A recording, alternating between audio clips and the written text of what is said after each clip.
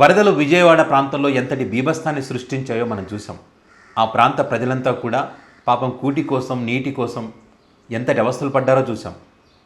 ఒక biscuit packet కోసం బారులు తీరినటువంటి పరిస్థితులు, హెలికాప్టర్ పైనుంచి ఆహార పొట్లాలు కింద వేస్తే ఆ బురదలో పడితే ఆ బురదలో పడినటువంటి ఆహారం తిన్నటువంటి ఘటనలు, శవాల మధ్య రాత్రులు గడిపినటువంటి పరిస్థితులు, ఇలాంటి ఎన్నో దారుణమైనటువంటి పరిస్థితులు మనం చూసాం. వాళ్ళు పడుతున్నటువంటి బాధలు అన్నీ ఇన్ని కాదు.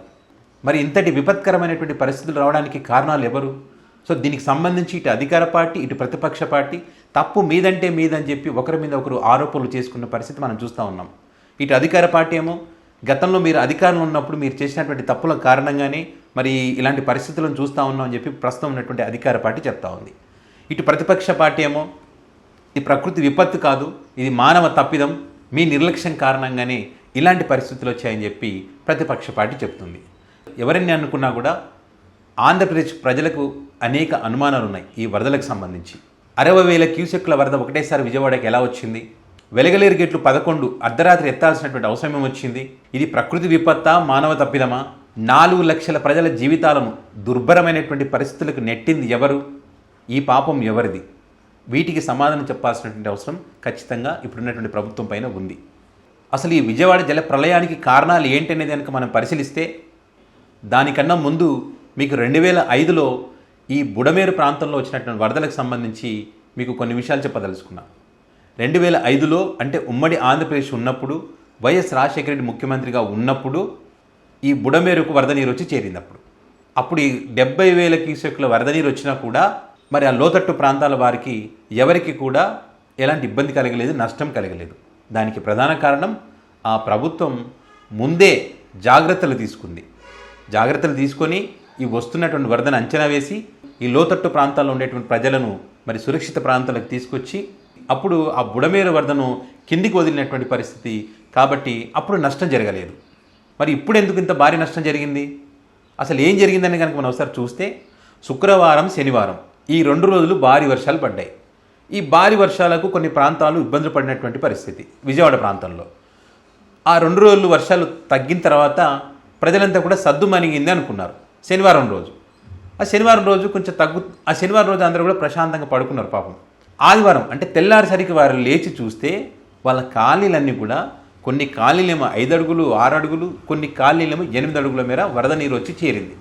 ఈ వరద నీరుతో జక్కంపూడి, సింగునగరు, చిట్టినగరు, వైఎస్ఆర్ కాలనీ, వాంబే కాలనీ ఇవన్నీ కూడా ఆ వరద నీటిలో చిక్కుకున్నాయి. బుడమేరుకు వరద తగ్గినా కూడా మరి 2-3 రోజుల పాటు ఈ ప్రాంతాలన్నీ కూడా వరద నీటిలో ఉన్న పరిస్థితి. ఎందుకు అంటే ఈ కృష్ణానదికి వరద తగ్గాలి. ఇక్కడ కృష్ణానదికి వరద తగ్గితే ఇక్కడ కాలనీలో ఉన్నటువంటి నీరంతా కూడా కృష్ణానదిలో కలుస్తుంది. అప్పుడు ఇక్కడ ఉన్నటువంటి వరద తగ్గిపోయి వీళ్ళు దాని నుంచి బయటపడడానికి అవకాశం ఉంటుంది. కానీ తగ్గలేదు. ఎందుకంటే అటు కృష్ణానదిలో కూడా కృష్ణానది కూడా ఉప్పొంగుతుంది కాబట్టి. అసలు ఈ మొత్తం పరిస్థితులకు కారణం ఏంటనేది చూస్తే తెలంగాణ రాష్ట్రంలో, ఆంధ్రప్రదేశ్లో 2 చోట్ల భారీ వర్షాలు. ముఖ్యంగా తెలంగాణలో ఖమ్మము, ఆంధ్రప్రదేశ్లో విజయవాడ ఈ 2 ప్రాంతాల్లో భారీ వర్షాలు పడతా ఉన్నాయి.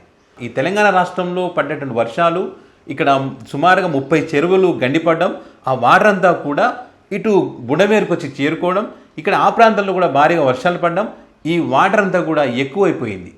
అంటే 45,000 క్యూసెక్ల నీరు బుడమేరుకు వచ్చి చేరుతుంది. మరి బుడమేరు కెపాసిటీ ఎంత? 10 నుంచి 15,000 క్యూసెక్ల కెపాసిటీ మాత్రమే బుడమేరుకు ఉంది. కానీ వచ్చి చేరుతుంది 45,000. 45,000 క్యూసెక్ల వాటర్ ఉన్నప్పుడు ఏమవుతుంది? ఖచ్చితంగా వెలగలేరు పైన ప్రభావం చూపిస్తుంది. ఆ వెలగలేరు గేట్లను ఎత్తాల్సిన పరిస్థితి. ఆ వెలగలేరు గేట్లు అర్ధరాత్రి ఒకటిసారి ఎత్తడంతో సుమారుగా 60,000 క్యూసెక్ల నీరు మరి ఇటు విజయవాడను ముంచెత్తింది. 2005లో 70,000 క్యూసెక్ల నీరు వచ్చినా కూడా జరిగినటువంటి నష్టము ఇప్పుడు 45,000 క్యూసెక్లకి ఇంతటి భారీ నష్టం జరిగిందంటే మరి ప్రభుత్వ నిర్లక్ష్యం ఉందా లేదా? మరి ఎందుకు ఒకటేసారి గేట్లను ఎత్తాల్సినటువంటి అవసరం వచ్చింది? మరి 20 గంటల సమయం ఉంది. ముందే గనక వీళ్ళు గ్రహించి ఈ వరద నీటిని అంచనా వేసి కింద ముప్పు ప్రాంతాలు ఏవైతున్నాయో వాళ్ళను సురక్షిత ప్రాంతాలకు తీసుకొచ్చి ఆ వాటర్ కొద్దిగా వదిలేసింటే కనుక ఇంతటి నష్టం జరగకుండా ఉండేది. మరి ఎందుకని నిర్లక్ష్యం చేసి అర్ధరాత్రి 11 గేట్లు ఒకటేసారి ఎత్తారు అంటే దానికి ప్రధాన కారణం ఏంటంటే ఇప్పుడు ఏదైతే రాధాకృష్ణకు చెందినటువంటి ఎన్టీపీసీ ఏదైతే ఉందో అది మునిగిపోతుంది. కాబట్టి ఈ గేట్లు ఎత్తకపోతే ఆ కృష్ణమ్మ వాటర్ కూడా వెనక్కి తన్ని ఆ వాటర్ అంతా రావడం, ఇది ఎన్టీపీసీ మురుగుతుంది కాబట్టి ఆ నష్టం జరగకూడదు కాబట్టి అందుకే ఆ అర్ధరాత్రి ఆ గేట్లు ఎత్తమని చెప్పారని చెప్పి అర్ధరాత్రి గేట్లు ఎత్తడం వల్ల ఈ 60,000 క్యూసెక్కుల నీరు విజయవాడ నగరాన్ని ముంచెత్తింది. వీటినన్నిటిని పరిశీలించినప్పుడు ఖచ్చితంగా ఇది ప్రభుత్వ నిర్లక్ష్యం, మానవ తప్పిదం అనేటువంటిది క్లియర్గా మనకు అర్థమవుతుంది.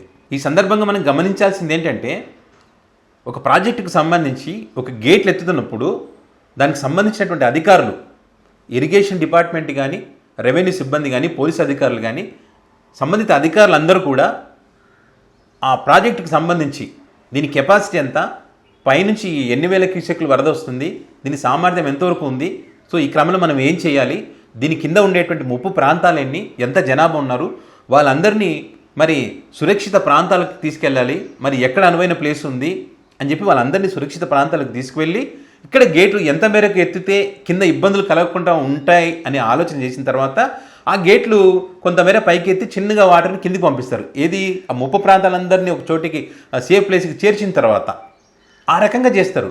అంత ఈజీగా ఏదో గుడ్డిగా అర్ధరాత్రిపై గేట్లు ఎత్తేసి ఆ కింద నగరాలను ముంచేస్తాం, గ్రామాలను ముంచేస్తామంటే కుదరదు కదా. మరి ఈరోజు మునిగే గ్రామాలు, అనేక గ్రామాలు మునిగినంటే మీ నిర్లక్ష్యం ఉన్నట్టే కాదా, మీ తప్పిదం ఉందా లేదా? సో దీనికి సంబంధించి వైఎస్ జగన్మోహన్ రెడ్డి అదే అంటున్నారు, ఇది ముమ్మాటికి ప్రకృతి విపత్తి కాదు, మానవ తప్పిదమే. వీళ్ళకు ఉన్నటువంటి ఆ ఎన్టీపీసీ కానీ, అదేవిధంగా చంద్రబాబు నాయుడు గారి ఇల్లు కానీ, అదేవిధంగా వీళ్ళ రియల్ ఎస్టేట్ వ్యాపారం దెబ్బతింటుంది.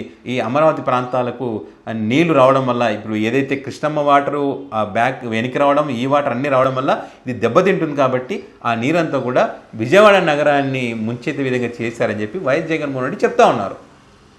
చంద్రబాబు నాయుడు గారు ఏం చెప్తా ఉన్నారు, ఈ సంక్షోభ సమయంలో నేను రాజకీయాలు మాట్లాడానని చెప్పి, దీనికి సంబంధించి మా తప్పు ఏమీ లేదు, ఇది జగన్మోహన్ రెడ్డి కుట్ర, ఈ బ్యారేజ్ ఏదైతే ఉందో ఆ బ్యారేజ్కి పడవలు అడ్డం పెట్టించారు, వాళ్ళ బాబాయ్ని చంపిన చరిత్ర ఉంది కాబట్టి ఇది కూడా జగన్మోహన్ రెడ్డి చేశారు, విచారణ చేస్తూ ఉన్నాం, మా ఇల్లు మునిగితే ఏమైంది, ఓ నీళ్ళు వచ్చాయి పోయాయి, దీనికి కూడా ఇంత రాద్ధాంతం చేయాలన్నా, అమరావతిలో నీళ్ళే లేవు, అందరు నీళ్ళు ఉన్నాయంటున్నారు, ఆ నీళ్ళల్లో ముంచుతా పూడ్చిపెడతా అని చెప్పి చంద్రబాబు నాయుడు మాట్లాడుతూ ఉన్నారు. మాకు ప్రకృతి సహకరించలేదని చెప్పి ఆయనే అంటున్నారు, మేము పూర్తి స్థాయిలో సాయం అందించలేకపోయామని చెప్పి చంద్రబాబు నాయుడు గారే అంటున్నారు, అధికారులు నిర్లక్ష్యం చేశారు కాబట్టి అధికారులను సస్పెండ్ చేశారంటున్నారు, మంత్రులకు ఎమ్మెల్యేలకు హెచ్చరికలు జారీ చేశారని చెప్తా ఉన్నారు. కాబట్టి రాష్ట్ర ముఖ్యమంత్రి చంద్రబాబు నాయుడు గారు ఇప్పటికైనా, మొన్న అమరావతికి సంబంధించి చంద్రబాబు గారే మాట్లాడారు కదా, తప్పుడు ప్రచారం చేస్తే, అబద్ధాలు చెప్తే, ఇట్లాంటి వాళ్ళను అమరావతిలో పూర్తి చేస్తా, అమరావతిలో నీళ్లు ఉన్నాయని అక్కడ ముంచేస్తా, సంఘ బహిష్కరణ చేస్తా అని చెప్పి అన్నారు కదా, ఇలాంటి మాట్లాడడం తప్పు, వాళ్ళంతా మీరు క్షమాపణ చెప్పండి, పైకి చెప్పలేకపోయినా మీ మనసుకు చెప్పుకోండి అని చెప్పి చంద్రబాబు నాయుడు గారు అన్నారు కదా. ఇప్పుడు వీటంతటికీ కారణం మీరే కాబట్టి మీరు పైకి క్షమాపణ చెప్పలేకపోయినా కనీసం మీ మనసుకు మీరు క్షమాపణ చెప్పుకొని, జరగాల్సిన నష్టం అయితే జరిగిపోయింది, పోయిన ప్రాణాలు అయితే తిరిగి తీసుకురాలేరు, ఇక వరద పోయింది, బురద మిగిలింది, కనీసం ఇప్పటికైనా వాళ్ళ బాధలను, వాళ్ళ కష్టాలను అర్థం చేసుకొని ఇప్పుడు వారికి అందాల్సినటువంటి సహాయాన్ని పూర్తి స్థాయిలో అందించే విధంగా మీరు నిర్ణయం తీసుకుంటే బాగుంటుంది. సో ఆ రకంగా మీరు చేస్తారని చెప్పి ఆ బాధితులు కూడా ఎదురు చూస్తున్నటువంటి పరిస్థితులు ఇప్పుడు ఆంధ్రప్రదేశ్లో చూస్తూ ఉన్నాం. సో ఇది విజయవాడ జల ప్రళయానికి సంబంధించి మన దగ్గర ఉన్నటువంటి సమాచారాన్ని మీకు చెప్పే ప్రయత్నం చేశాను. సో ఈ వీడియో పైన మీ అభిప్రాయాన్ని కామెంట్ రూపంలో తెలియజేయండి. Thanks for watching.